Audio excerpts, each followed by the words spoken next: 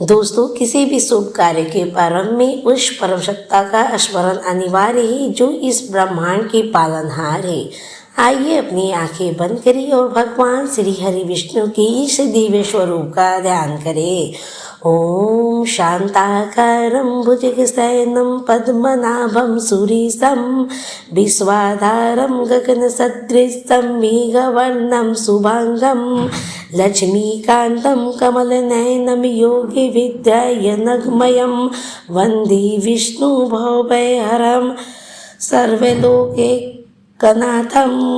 जिनकी आकृति अति शांत है, जो शीशनाग की सैया पे शयन करते हैं, जिनकी नाभि में कमल है और देवताओं की भी ईश्वर है और जगत के आधार है, जो आकाश के सदृश सर्वत्र व्यापक है, जिनकी वर्ण नील मेघ के समान है, जिनके अंग अति सुंदर है, जो योगियों द्वारा ध्यान करके प्राप्त किए जाते हैं, जो जन्म मरण के भय को नाश करने वाले हैं, उन संपूर्ण लोकों के स्वामी भगवान विष्णु को मैं प्रणाम करती हूँ। पुण्यमयी चैत्र मास की इस बेला में जब सूर्यदेव अपने प्रखरता से जगत को तपाते हैं, तब भगवान विष्णु की यह कथा हमारे मन को शीतलता प्रदान करती है। आज हम उस रहस्य को जानेंगे जिसे सुनकर ऋषि मुनि भी धन्य हो गए। यह चतुर्थ अध्याय केवल शब्दों का समूह नहीं बल्कि सोई हुई चेतना को जगाने का शंखनाद है। ओम नमो भगवते वासुदेवाय नमः। ओम नमो भगवते वासुदेवाय नमः। जो मनुष्य चैत्र मास में पूरी भक्ति के साथ जगन्नाथ भगवान विष्णु की पूजा करता है, वो समस्त पापों से मुक्त होकर विष्णु लोक को प्राप्त करता है। तो चलिए इस पावन कथा का श्रवण करते हैं। सूत जी ऋषियों से कहते हैं, हे मुनियों, इस अध्याय में भक्ति की उस प्रकाष्ठा का वर्णन है जहाँ एक साधारण सा नियम जीवन बदल देता है। कथा शुरू करने से पहले जयकार लगा दीजिए। बोलो श्री विष्णु भगवान की जय, बोलो लक्ष्मी नारायण की जय। धर्मदत्त नाम के एक ब्राह्मण जो साक्षात धर्म के अवतार थे, उनके द्वार पे एक ऐसी स्त्री आई जिनके प्रारंभ अंधकारमय था। गुणमती का जीवन पापों की चादर में लिपटा था। उसने कभी धर्म नहीं किया, कभी दान नहीं दिया, लेकिन जब मृत्यु निकट दिखी और शरीर जर्जर हुआ, तब उसे अपनी भूल का आभास हुआ। वो कांपते हुए धर्मदत्त के चरणों में गिर पड़ी।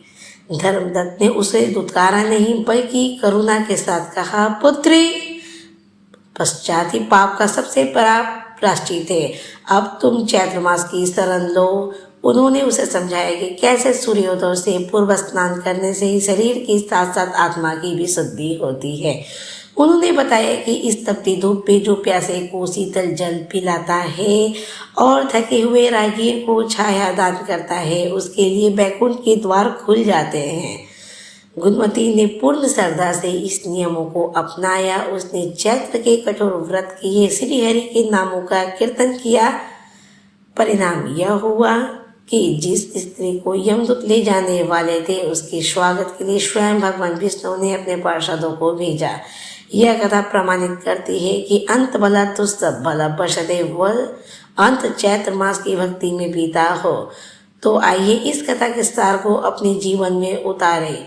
केवल सुनना काफी नहीं, इस महीने किसी भी का प्यास बुझाना ही असली पूजा है। नारायण नारायण, जय श्री हरि। तो भक्तों, चैत्र मास का यह कथा ये सिखाती है कि हमेशा अच्छे स्वभाव रखिए, प्यासे को पानी पिलाइए, किसी की सेवा कीजिए, पशु पक्षियों को दाना दे। चैत्र मास में कोई भी किया गया कार्य, कोई भी कार्य हो, वो बहुत पुण्य फलदायी होता है। तो दोस्तों,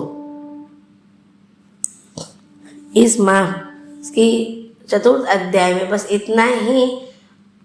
तब तक के लिए जय श्री हरि, जय विष्णु भगवान, जय विष्णु भगवान।